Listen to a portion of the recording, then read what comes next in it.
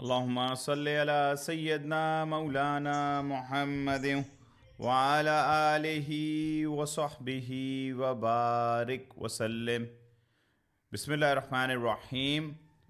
ان ربيعة بن كعب الأسلمي رضي الله عنه قال: كنت أبيت مع رسول الله صلى الله عليه وآله وسلم فأتيته بوضوئه وحاجته فقال لي سل، فقلت أسألك مرافقتك في الجنة، قال أو غير ذلك، قلت هو ذاك، قال فعني على نفسك بكثرة السجود، رواہ مسلم و ابو داود. حضرت ربیہ بن کعب سلمی رضی اللہ عنہ بیان کرتے ہیں کہ میں رات حضور نبی اکرم صلی اللہ علیہ وآلہ وسلم کی خدمت اقدس میں رہا کرتا تھا، اور آپ صلی اللہ علیہ وآلہ وسلم کی حاجت اور وضو کے لیے پانی لاتا.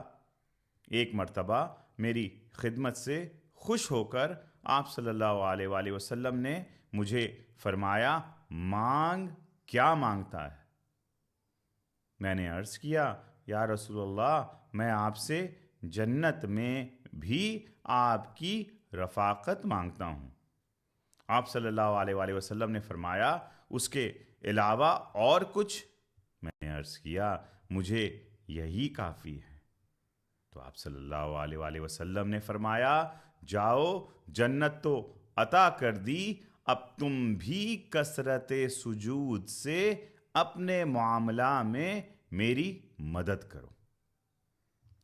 اس حدیث کو امام مسلم نے اپنی صحیح میں لایا ہے، نسائی نے اپنی سنن میں لایا ہے، احمد بن حنبل نے اپنی مسند میں، بہقی نے سنن کبریٰ میں، منذری نے ترغیب و ترہیب میں، اور حضور سیدی شیخ الاسلام الدکتور پروفیسر ڈاکٹر محمد طاہر القادری مدد اللہ علیہ نے اسے عمدۃ البیان فی عظمت سیدی ولد عدنان میں لایا ہے. حدیث کا نمبر ہے 87. راوی اس حدیث کے حضرت ربیہ بن کعب ہیں، جو کہ قبیلہ اسلم سے تھے. لوگوں کی نسبتیں ہوتی ہیں، پہلے کے لوگ اپنے قبیلے سے نسبت رکھتے تھے، پروٹیکشن کی وجہ سے، معاملات کی وجہ سے، ایک کمیونٹی کی وجہ سے. جیسے کہ آج کے دور میں شہروں سے نسبت اگر کسی کو ہو تو بغدادی کہلاتے ہیں، اگر انسٹیٹیوشن سے نسبت ہو تو الازہری کہلاتے ہیں، اگر تصوف کے ایک شاخ سے نسبت ہو تو قادری، چشتی، نقشبندی کہلاتے ہیں. یہ ساری نسبتیں خیر ہیں اگر ان کی نیتیں اللہ اور اس کے رسول کی نیت پہ مبنی ہو، اللہ کا اور اس کے رسول کی طرف مبنی ہو. تو یہ صحابی ہی نہیں، بہت سارے صحابی رات اور دن میں رسول پاک صلی اللہ علیہ وسلم کی خدمت میں حاضر ہوتے تھے، اور وہ حاضر رہتے تھے. پورا نام ان کا حضرت ربیعہ بن کعب السلمی رضی اللہ عنہ ہے. حضرت کعب کی خدمت سے خوش ہو کر رسول پاک صلی اللہ علیہ وسلم نے ایک رات فرمایا کہ مانگ، سل، مانگ، کیا مانگتا ہے؟ اور ایسا سوال تاجدار کائنات صلی اللہ علیہ وآلہ وسلم نے کتنے صحابی عشرہ مبشرہ سے بھی کی ہوئی ہے کہ مانگ، کیا مانگتا ہے؟ حضرت کعب رضی اللہ عنہ نے فرمایا کہ حضور، جیسے یہاں غلامی ہے، جنت میں بھی آپ کی غلامی میسر ہو. آئے ہے، کیا عظیم شے مانگ لیا. سب کچھ خدا سے مانگ لیا، تجھ کو مانگ کر اٹھتے نہیں ہیں ہاتھ میرے اس دعا کے بعد. ہم بہت لمبی لمبی دعائیں، بہت لمبی لمبی چیزیں مانگتے ہیں، مگر بزرگان دین اور صحابہ کی سنت دیکھ لیے، ایک چیز کیٹیگوریکلی، ایک چیز، مغز کوئی چیز کا مانگ لیا، اس کی نسبت سے ہی ساری چیزیں ہیں، اس کی نسبت سے ہی ساری چیزیں.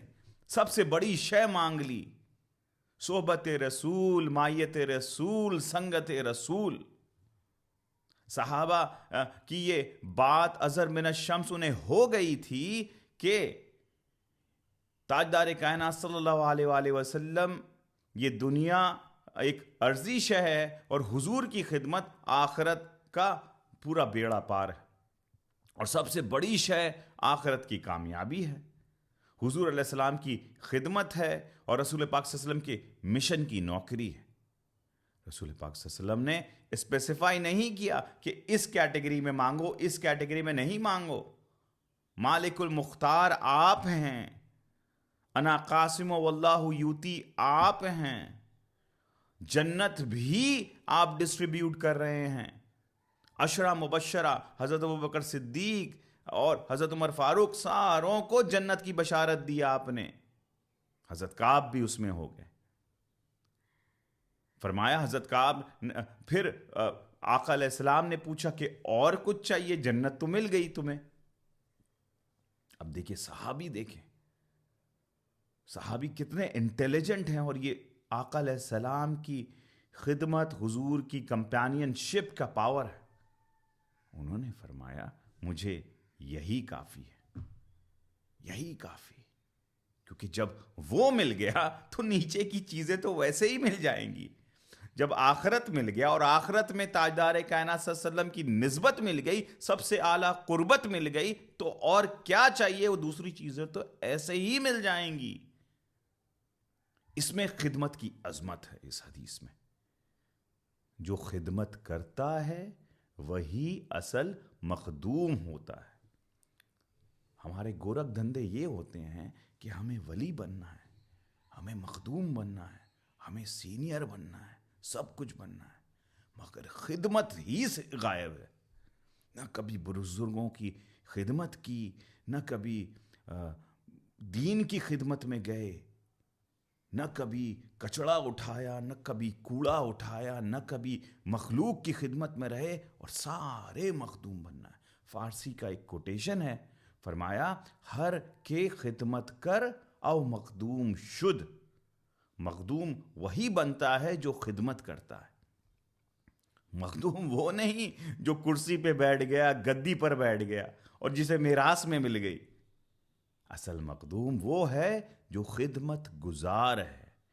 جس نے خدمت اپنی زندگی میں نہیں کی، وہ کچھ چیز اسے اصل مل ہی نہیں سکتا.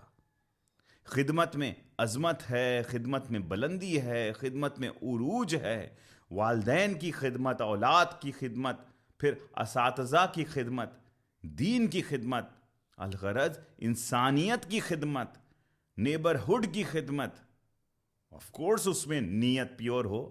انسانیت کی خدمت کر رہے ہیں اور کاؤنسلر بننا چاہ رہے ہیں، ایریا کا ہیڈ بننا چاہے، تو نیت میں خلط ملط ہو گیا. وہ دنیا میں تو مل جائے گا، آخرت کی کوئی چیز نہیں ملی.